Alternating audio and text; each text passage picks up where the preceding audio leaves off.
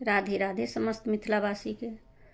जखन रघुबर संग सियाबन चलली, सियाबन चलली, मोने मोने करती विचार, मोने मोने करती विचार। केहन करम मोरा लिखलनि विधाता,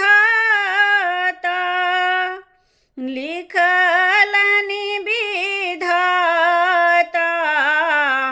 14 बरस बनवास, 14 बरस बनवास।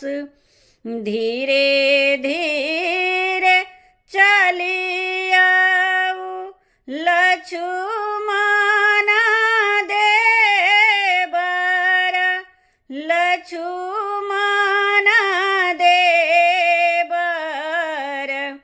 पैर अधिक पीराय, पैर अधिक पीराय। किए हम बिगड़लहुँ हे के कई माता, के कई माता। तरुणी बयस बनवास,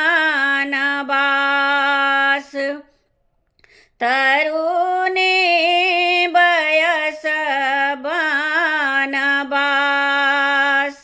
भनहि